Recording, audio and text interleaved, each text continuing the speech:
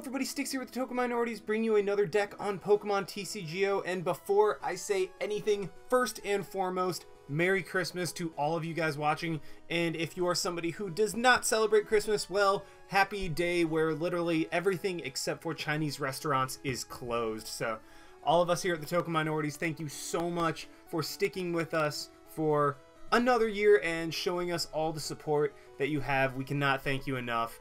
And yeah, so Merry Christmas to all you guys, but you did not click on this for a Merry Christmas message. You clicked on this for the deck, and that is because this deck is centered around the first officially released GX Pokemon in the entire TCG, and that is Snorlax-GX from, I think it was, yeah, it was like that Snorlax-GX box, but either way, it is around Snorlax-GX, the first GX in the entire TCG. 190 HP, so it is already bulkier than all of the regular EXs except for Zygarde EX, at which point it does tie Zygarde EX and has a bunch of really cool attacks. For 3 energy, I mean, kind of steep, but hits for 80, and this Pokemon is now asleep, and you're like, wait, 3 energy for 80 is absolutely horrible, and putting yourself to sleep is even worse, so how is that good? Well, that is because of the Thunderous Snore attack.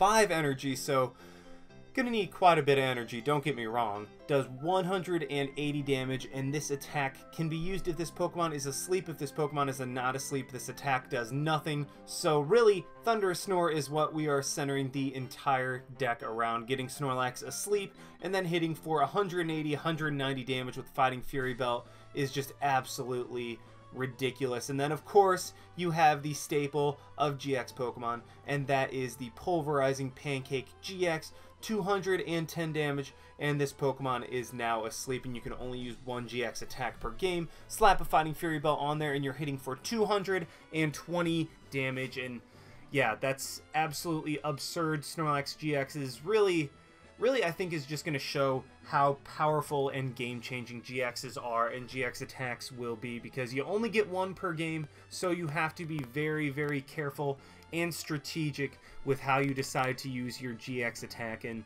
this is particularly great because it's basically Collapse with another DCE hitting for 130 damage more, which, I mean, you can't duplicate that. Like, Pulverizing Pancake is absolutely absurd, and if you could use more than 1, it would be broken, but you cannot because it's a GX attack, so gotta be smart with how you use it. But when you do use it, it just wipes something completely off the board. So obviously, like I said, this deck is going to be centered around Snorlax GX, basically an EX, because I mean, you take more than 1, your opponent takes 2 prizes when they knock it out, but GXs have a GX attack, which separates them from EXs.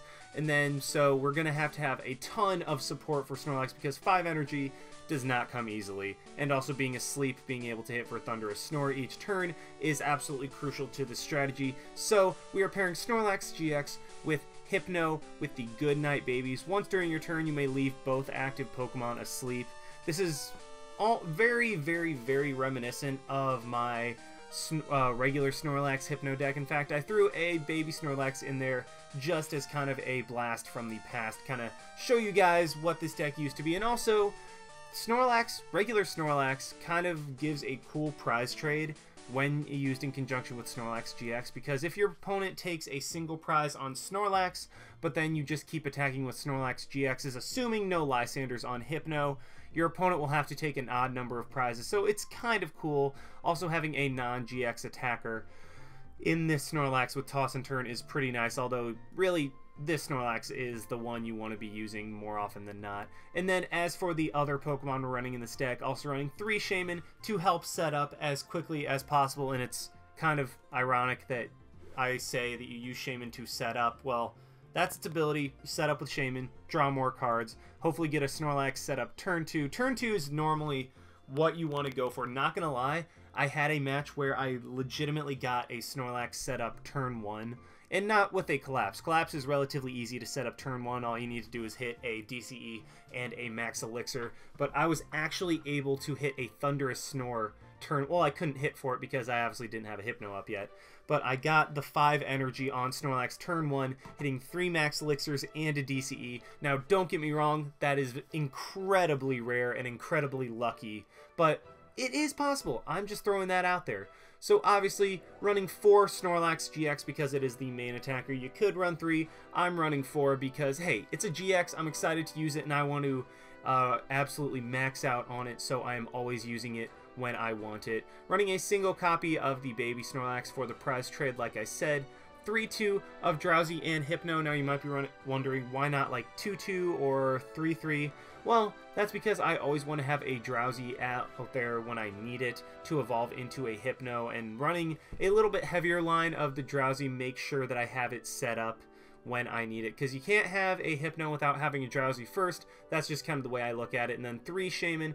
Could run 2. I like running 3 just because you need a lot of setup in this deck. This deck needs quite a bit of setup and going through quite a few cards in order to get fully set up and attacking and everything. So running a heavier line of Shaymin is pretty crucial.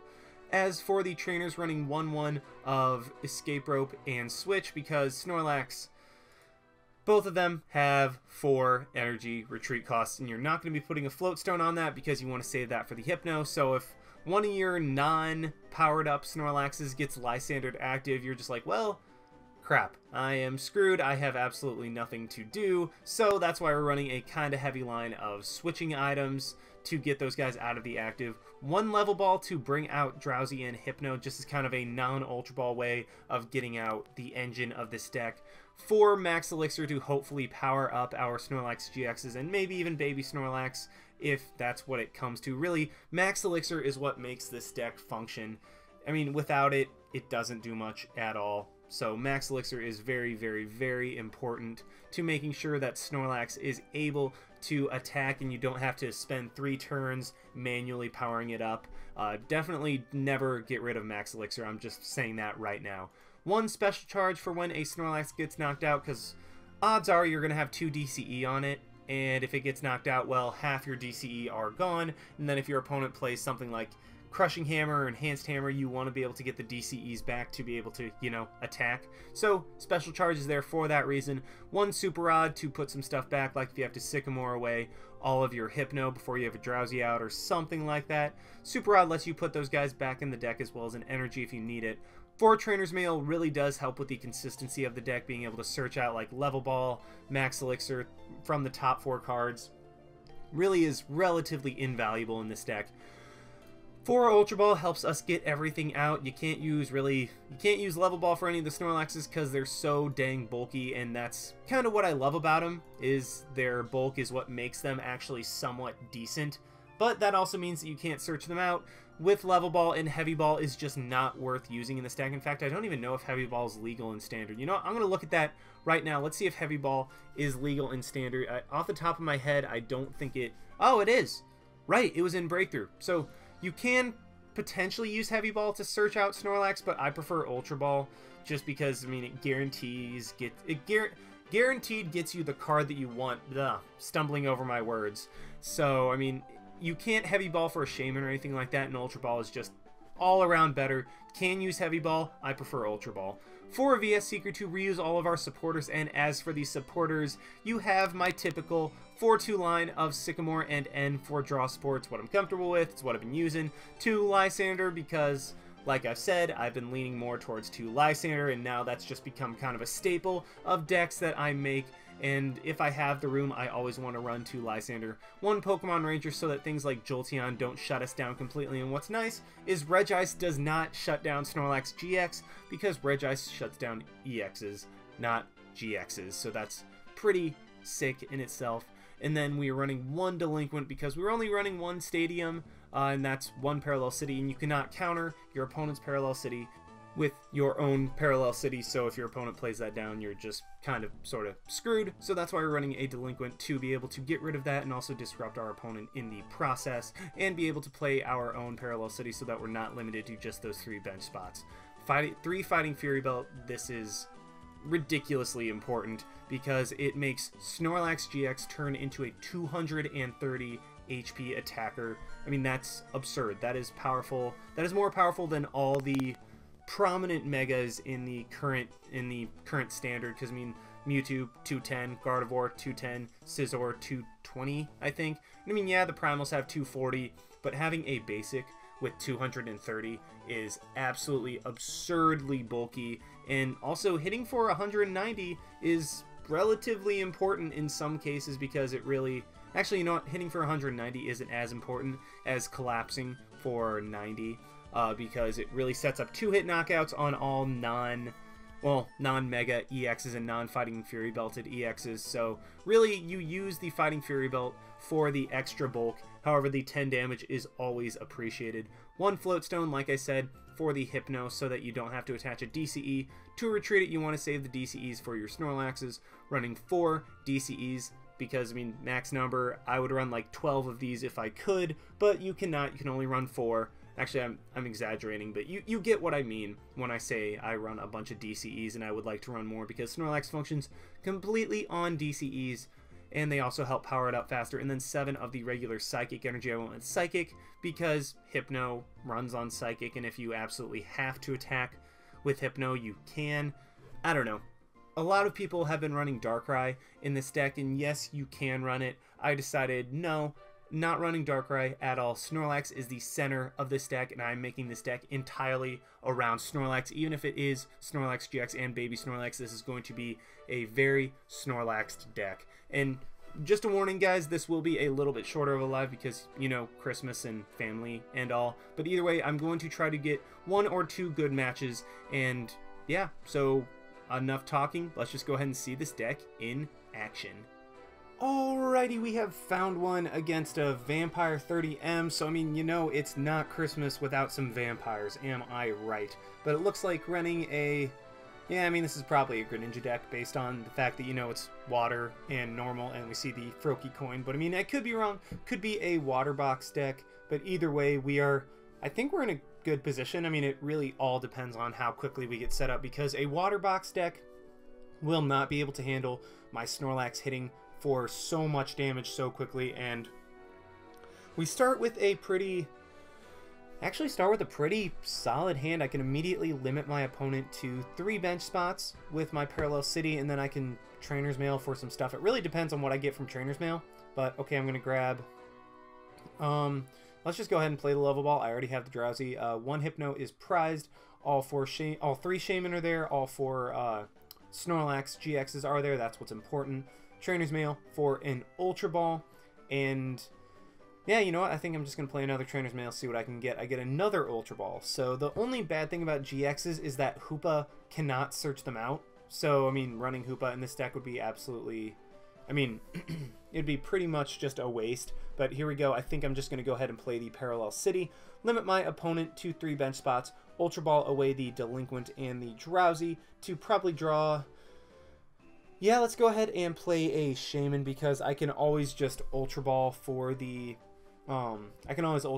Snorlax later. And then let's go ahead and Shaymin, get 4 more cards. Hopefully a draw supporter of some kind. And you know what? I even draw into my own Snorlax. So that is completely fine with me. Let's go ahead and play the DCE there. Go ahead and Ultra Ball, get rid of the VS Seeker and the regular Psychic Energy. Regular Psychic don't really do anything for me in my hand.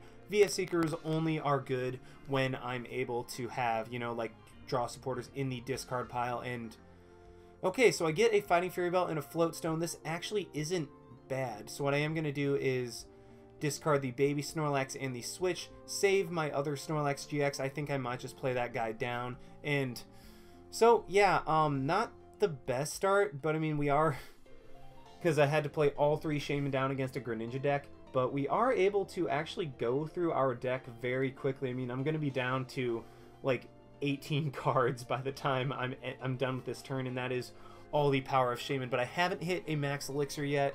I've only hit 1 DCE, and oh, well, speaking of 3 Max Elixir, well, let's see if I hit all of them. I hit 1. Let's play another. I hit 2. So here's the question. Yeah, you know what? I think just playing it on that Snorlax is better. You know what? I would have had a Pulverizing Pancake up turn 1. So here's the question. Do I play it onto... Yeah, I think I play it onto that Snorlax, save the DCE, and then just end my turn right there. I can always... I'm leaving the Drowzee active because if my opponent bubbles, I can always just evolve, get rid of that status, and then retreat into my Snorlax and be able to attack. So I'm really just kind of hedging my bets at this point.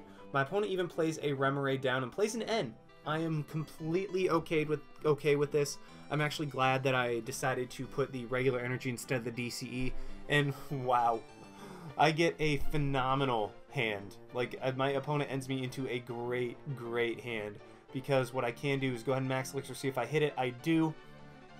So I hit all 4 Max Elixir. That never happens. Admittedly, I'm down to a deck of 10 cards, which is very unusual, but just shows you that with the right draws, you can blow through your deck so quickly. Let's go ahead and evolve into Hypno. That is exactly why I left Drowzee active, so that if I got paralyzed, I could go ahead and just get out of it.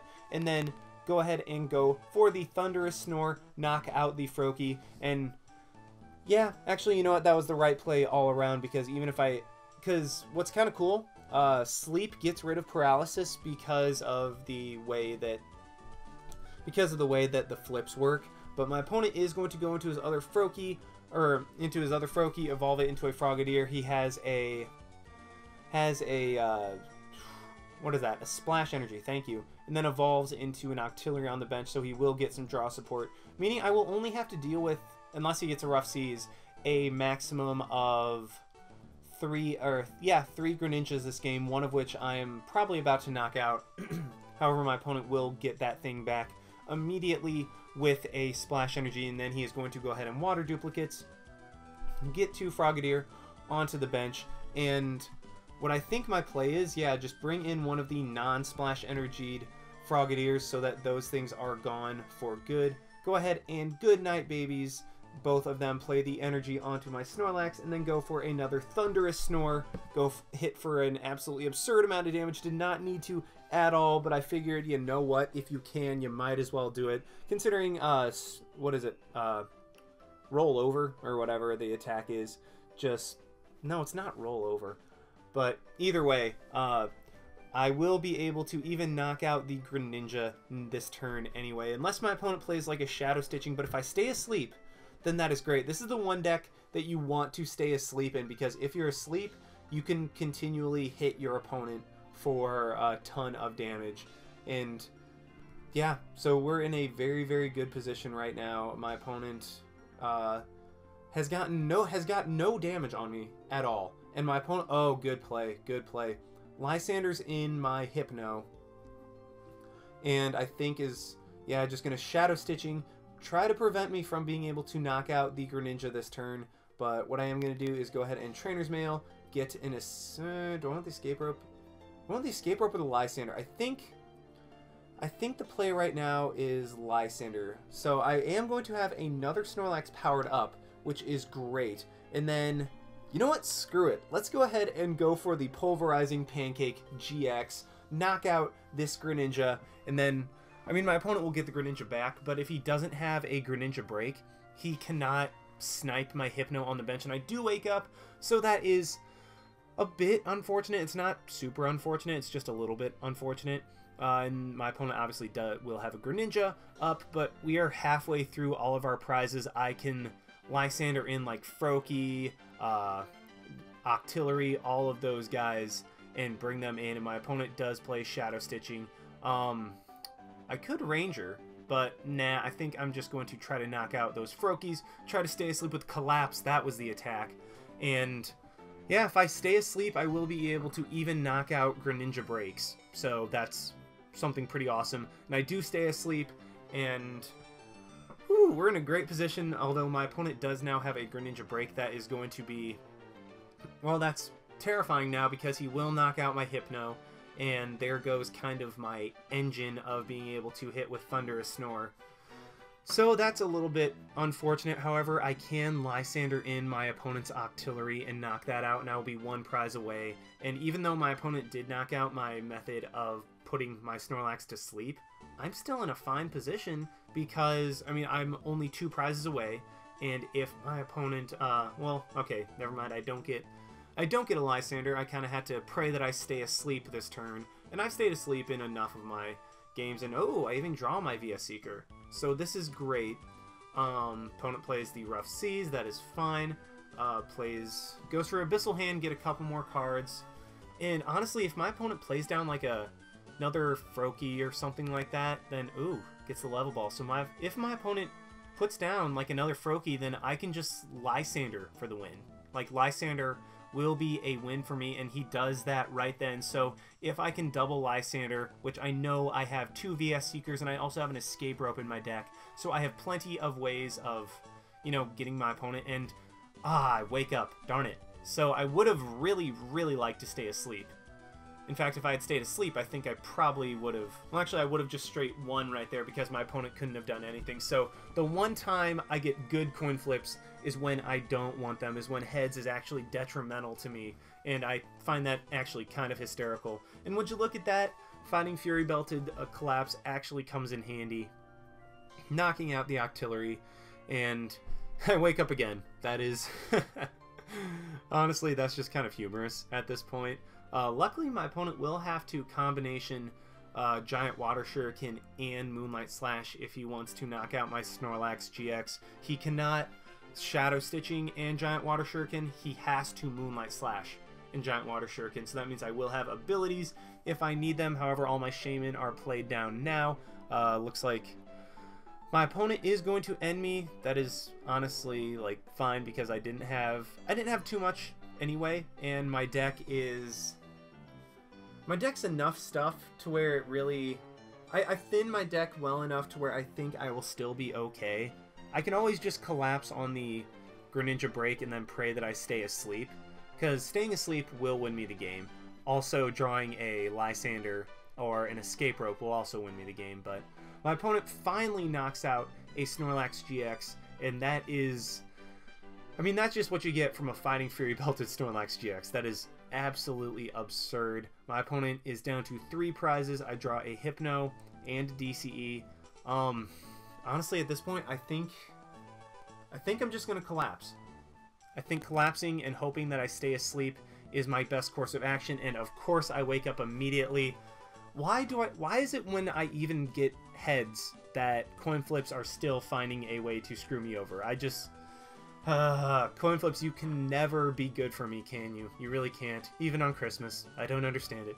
But I'm just joking at this point because I'm in a very good position. Yeah, my opponent will be able to knock out my Shaymin with a Giant Water Shuriken plus Moonlight Slash, but you know what? That's fine. Or he's not going to knock out the Shaymin with a Giant Water Shuriken. Huh. I guess he's kind of hoping that I don't have an energy in my hand, which I do. This is the exact reason I kept the DCE in my hand in case my opponent Lysandred in a Shaymin or something like that to try to stall for time, and my opponent will just go for the Moonlight Slash, keep the energy on the Greninja. That is the smart play, but I do draw into one of my win conditions. It was about time, and I will be able to win this game with a collapse from Snorlax-GX onto the Frogadier, and there is even another VS Seeker. So yeah, Snorlax-GX able to absolutely come through, completely demolish a Greninja. And I mean, would you look at that? 5 heads and 2 tails. I finally flip what people would call good on coin flips. I finally flip that, and it's in literally the single deck that I don't want to flip heads. This is the deck that I want to flip tails as much as possible, and of course I get 5 heads. I mean, I'm not complaining, I just find that really, really, really funny how coin flips are working out for me. But either way, that was a good enough match, and I know this will be a little bit shorter, but hey, it's Christmas. You guys should be hanging out with your families anyway, or getting Chinese food because nothing else is open. But thank you guys so much for watching. Merry Christmas from all of us here at the Token Minorities, and this is Styx signing out. Why not? See you guys.